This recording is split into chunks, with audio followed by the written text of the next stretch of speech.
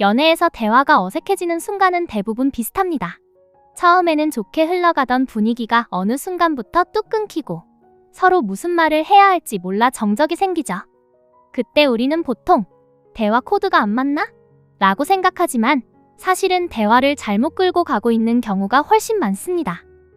특히 연애 초반의 대화에서는 이 작은 차이가 호감과 비호감을 가르는 결정적인 요소가 됩니다. 먼저 가장 흔하게 매력이 떨어지는 대화는 자기 정보만 나열하는 방식입니다.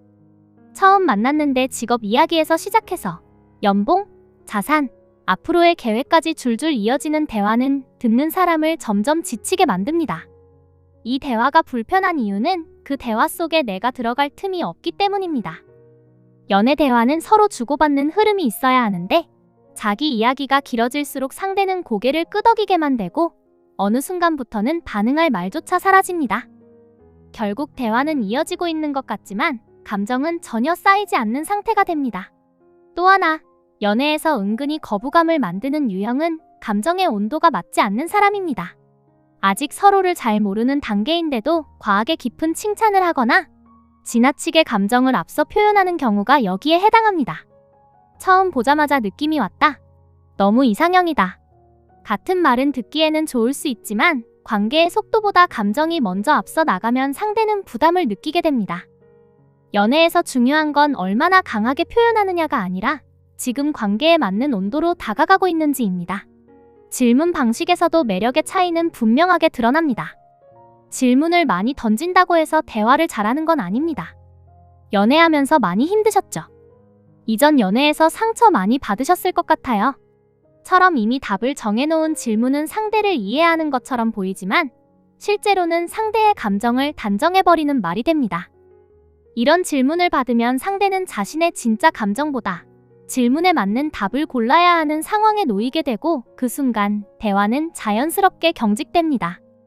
반대로 연애에서 매력적으로 느껴지는 대화는 단순한 원리에서 시작됩니다. 먼저 상대에게 진짜 관심이 있는 상태에서 질문을 던지는 사람입니다. 이 관심은 말로 설명하지 않아도 질문의 방향과 태도에서 그대로 드러납니다. 상대를 평가하거나 분석하려는 질문이 아니라 어떤 사람인지 알고 싶어서 묻는 질문은 듣는 사람을 편안하게 만듭니다. 이런 질문을 받으면 사람은 방어하지 않아도 되고 자연스럽게 자기 이야기를 하게 됩니다. 또 매력적인 사람은 대화 속에서 상대를 편안하게 만들어줍니다.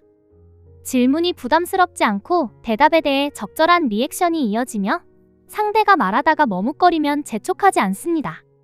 이 사람과 대화하고 있으면 괜히 긴장이 풀리고 굳이 잘 보이려고 애쓰지 않아도 괜찮다는 느낌이 들게 됩니다. 연애에서 이 편안함은 생각보다 훨씬 강력한 끌림으로 작용합니다. 마지막으로 연애 대화에서 가장 중요한 포인트는 내 이야기를 적당히만 하는 것입니다. 매력적인 사람은 자신의 모든 걸 한 번에 보여주지 않습니다. 대화를 마쳤을 때 근데 이 사람은 어떤 연애를 할까? 이 사람의 다른 모습은 어떨까? 같은 궁금증이 남게 만드는 사람입니다. 사람은 다 예측되는 대상보다 조금은 알 수 없는 대상에게 더 오래 끌립니다.